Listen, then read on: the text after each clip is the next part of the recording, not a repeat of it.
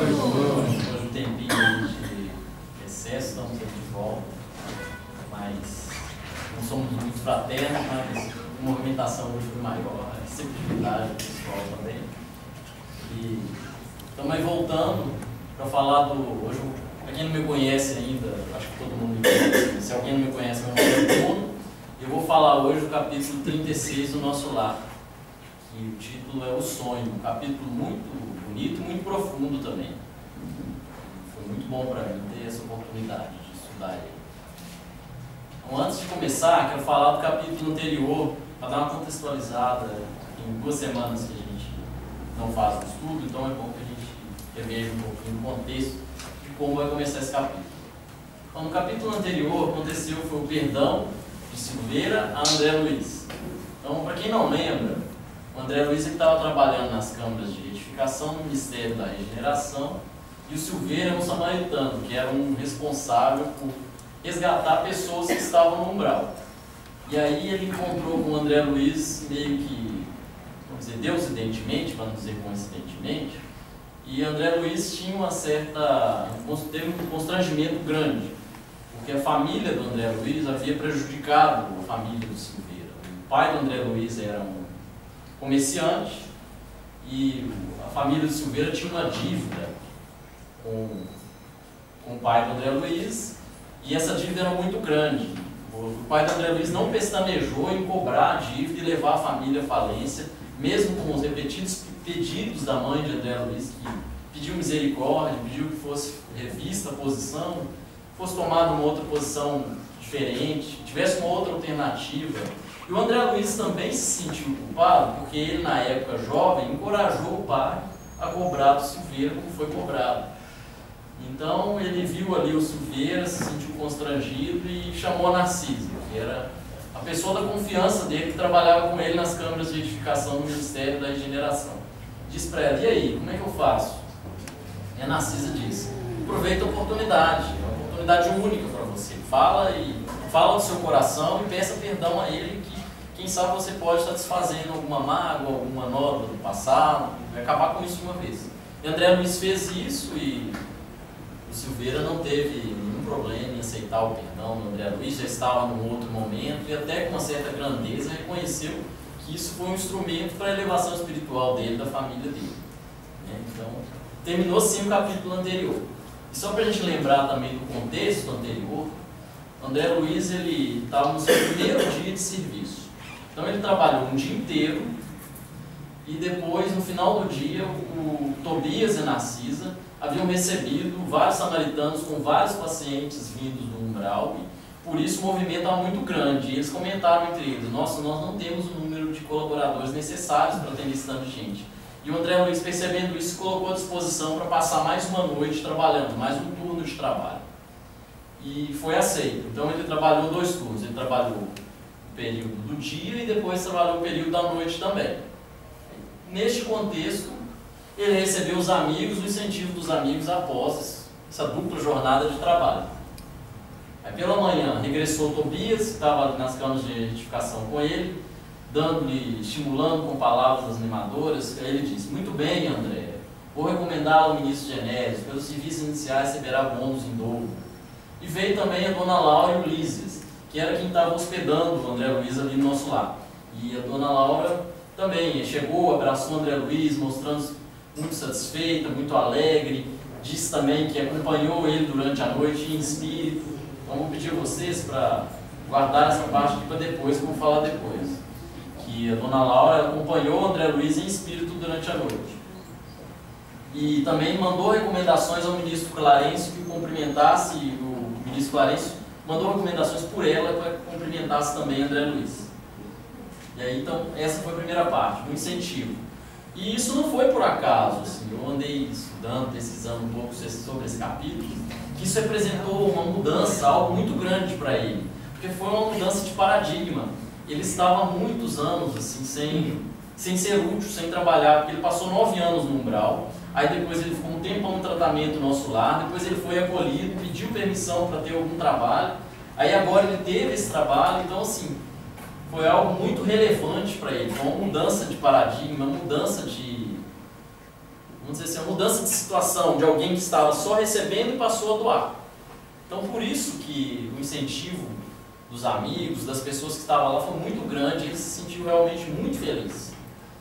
E aí, depois que ele passou por conversou com os amigos, recebeu esse incentivo, ele conversou com o Tobias, contou tudo o que aconteceu ali durante a noite para ele, e ele já se sentiu cansado, e a dona Laura e o Ulisses ofereceram a ele um quarto para ele descansar, porque ele estava muito cansado.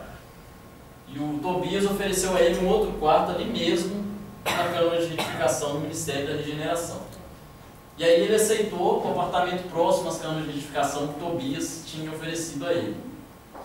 E aí ele diz aqui, também marquei como bastante interessante, que ele orou ao Senhor antes de se repousar, como a maioria, pelo menos eu tento fazer todas as noites, né? Lá também eles repousam, eles têm essa necessidade também do repouso físico, tem essa necessidade da oração também para o descanso do corpo espiritual, no caso deles. E eu marquei aqui interessante, uma proveitosa fadiga. Depois de muito tempo ele estava sentindo essa proveitosa fadiga, que é aquele sentimento de dever cumprido, de consciência limpa, que realmente fez o seu melhor, de que realmente cumpriu o dever. Por isso ele estava bastante feliz. Aí depois o outro tópico do capítulo, quando ele realmente descansa, tem a travessia das dimensões espirituais. É o que a gente chama de desdobramento no além. E aconteceu mais ou menos como acontece aqui na Terra. Eu coloquei uma figura só para exemplificar. Quando nós descansamos, quando a gente dorme, tem esse fio que faz a ligação do corpo perispiritual ao corpo físico, e o nosso corpo perispiritual ele fica livre para fazer essa viagem para outras dimensões espirituais em que nós estamos sintonizados. Pode ser dimensões que são superiores ou dimensões inferiores. E aconteceu exatamente a mesma coisa com o André, e ele descreve isso com uma certa perfeição, assim, que ele sentiu sensações de leveza invadindo a alma, teve a impressão de ser arrebatado, um pequenino barco, rumando para regiões desconhecidas. E ele tinha consciência de que isso estava acontecendo. Essa era a diferença. Mas ele não sabia exatamente no início para onde ele estava indo. Mas foi exatamente o mesmo fenômeno.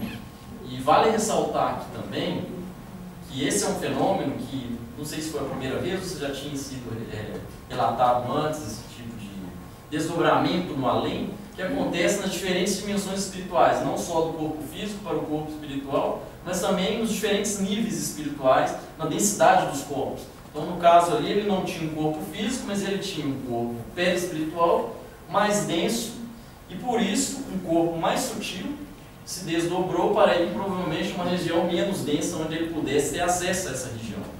E isso acontece assim, frequentemente, e existe essa hierarquia, essa diferença de dimensões espirituais de acordo com a densidade dos corpos.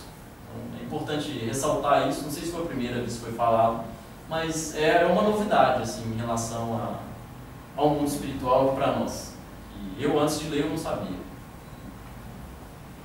E aí, a partir daí, ele teve um encontro, mas antes ele relata que ele estava numa embarcação, atravessando um rio, e aí ele parou em algum lugar, que ele não sabia muito bem onde era, e ele ouviu alguém chamando ele com um carinho especial, e ele reconheceu a voz também, estava chamando pelo nome dele, André, André. Ele desembarcou, ficou naquela expectativa, quem seria aquela pessoa que estava chamando ele, e aí ele reconheceu a voz e abraçou e encontrou a mãe dele. Depois de muito tempo, ele consegue ter esse encontro, que para ele foi muito emocionante. Assim. Eu imagino que deveria ser para todos nós, porque antes ele ainda não tinha condições de ter esse encontro com a mãe dele. E aí o que a gente pode concluir é isso, que a mãe dele também, por estar numa dimensão provavelmente mais evoluída, ela tinha um corpo espiritual mais sutil, e não tinha como ele encontrar com a mãe dele se não fosse dessa forma. Assim. Teria que ir também com um corpo mais sutil em desdobramento, como foi. E aí ele cita assim, alguns detalhes de como foi o encontro com a mãe dele e da paisagem. Ele foi conduzido por um prodigioso bosque, com flores dotadas de singular propriedade, que tinham capacidade de reter a luz, tapetes dourados, luminosos, com grandes árvores, sentia assim, sensações de muita felicidade, muita paz, assim, muita alegria com isso. E aqui eu coloquei duas figuras para a gente imaginar mais ou menos como que seria esse bosque maravilhoso, com flores, o encontro dele com a mãe dele, e a mãe conduzindo ele por esse bosque maravilhoso, da região onde ela estava.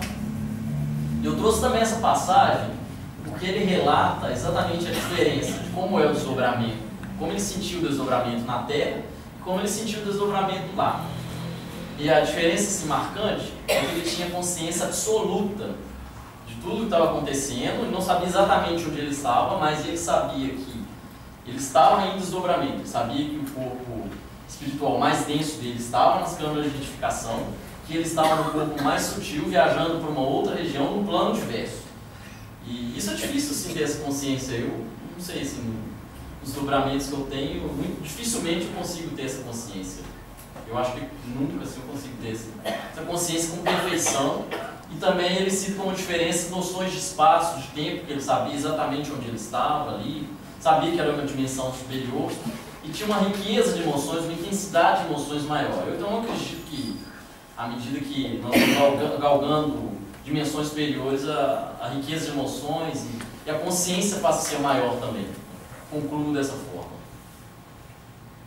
E aí a mãe dele começa a conversar com ele. E ela também dá muitas e muitas palavras de incentivo.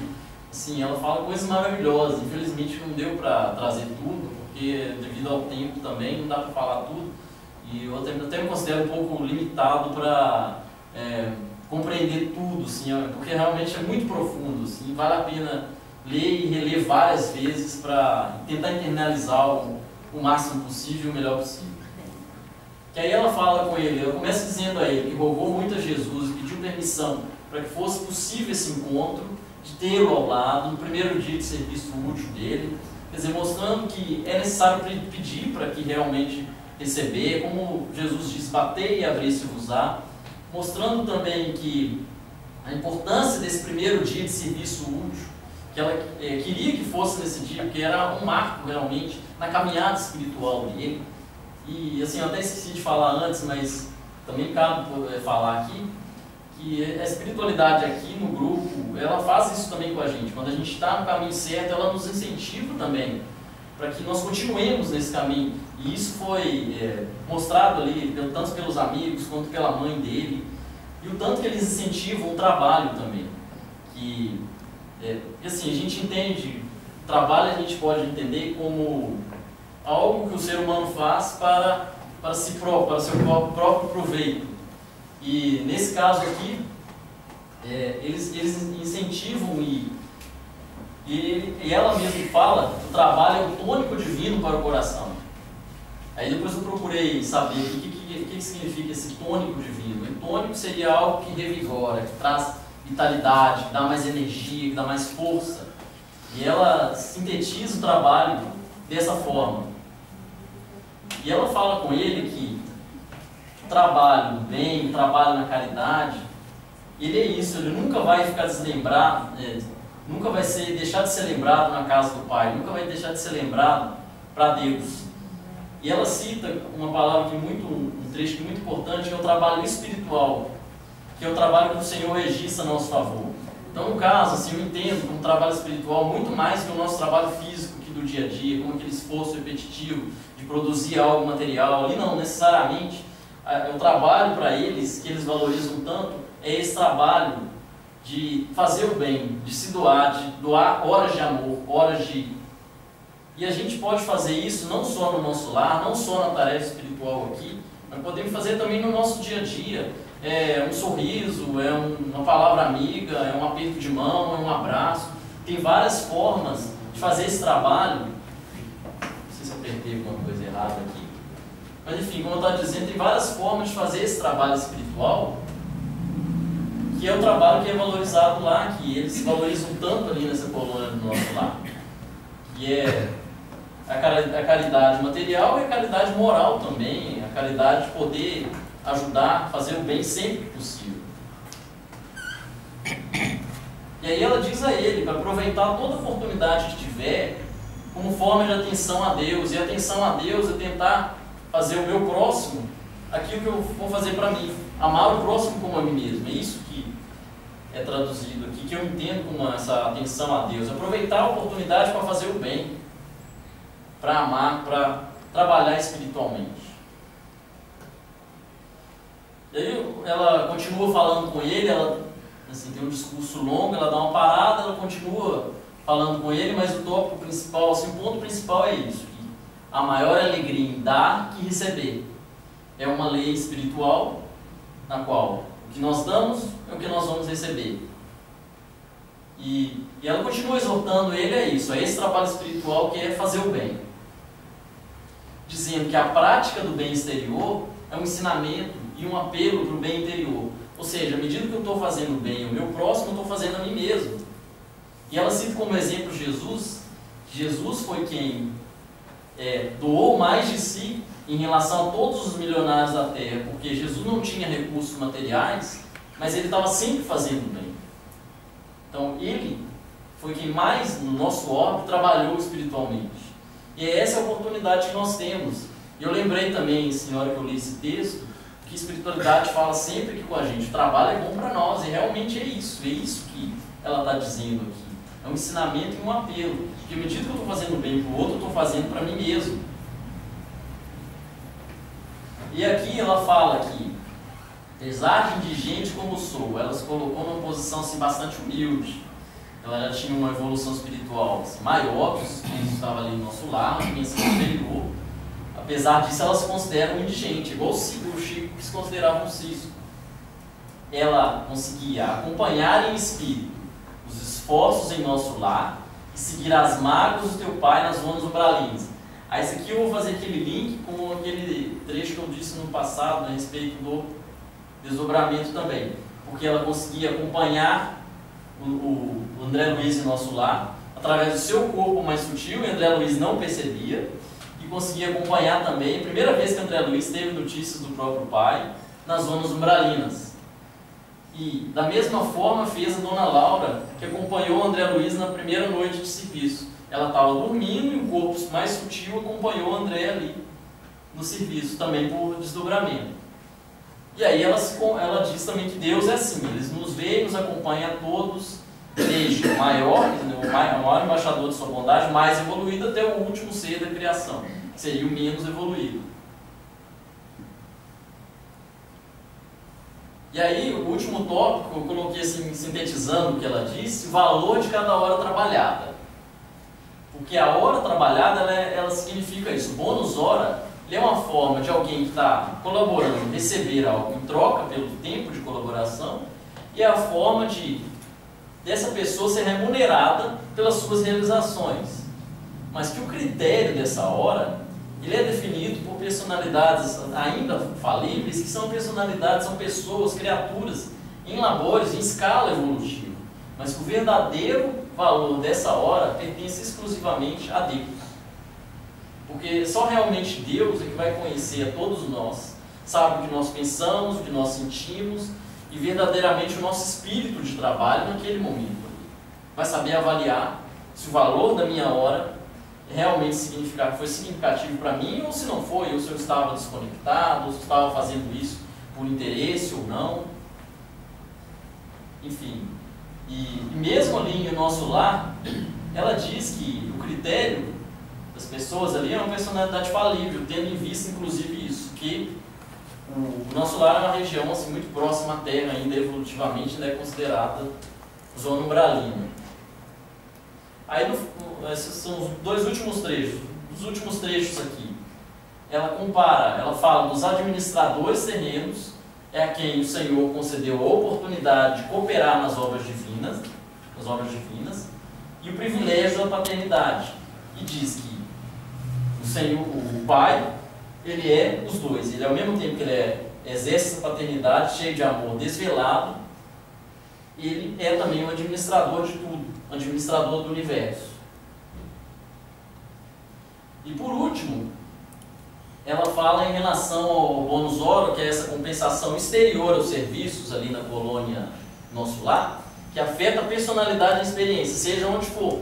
Então, toda a compensação exterior afeta a personalidade e a experiência. Seja no nosso lar, seja aqui, seja no grupo, seja na minha casa, seja onde eu estiver fazendo o meu trabalho espiritual. Mas que esse tempo dedicado a fazer o bem, a fazer o trabalho espiritual, além de ser bom para mim, ele vai ser bom para a minha evolução espiritual. Porque à medida que eu vou, como a espiritualidade também fala com a gente, ensaiando fazer o bem aqui, eu vou começar a fazer lá fora e eu vou tornar isso dentro de mim, inerente dentro de mim, e eu vou dar passo na evolução na medida que isso estiver dentro de mim mesmo. Isso seria a união com o meu Cristo interno para eu chegar na escala máxima da evolução.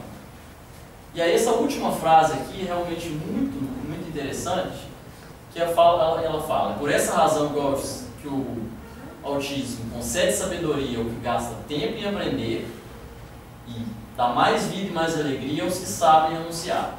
Então, comparando aqui, a gente pode entender aquela máxima também, instruí-vos, amai-vos e instruí-vos. Como a gente pode comparar com a gente aqui hoje. A gente está gastando tempo para aprender, a gente está buscando aprendizado, está estudando, e ao mesmo tempo a gente está renunciando outros convites que a gente teria aí do dia a dia, da nossa vida material. Mostrando que esse é o caminho, aproveitar cada oportunidade, fazer o bem e, acima de tudo, saber renunciar. Bom, assim, eu coloquei aqui no final esse desenho aqui do bônus hora, que bônus hora para mim representa exatamente isso, ó. Horas de amor, horas de dedicação, horas de trabalho no bem, horas de serviço espiritual. Então, assim, eu acho que é isso que eu tinha. Esse é o último slide. Se alguém tiver mais algum comentário a fazer a respeito, é assim, um capítulo muito profundo mesmo, bastante interessante, assim. Foi muito gratificante para mim poder estar aprofundando um pouquinho mais nele, se alguém tiver mais algum comentário.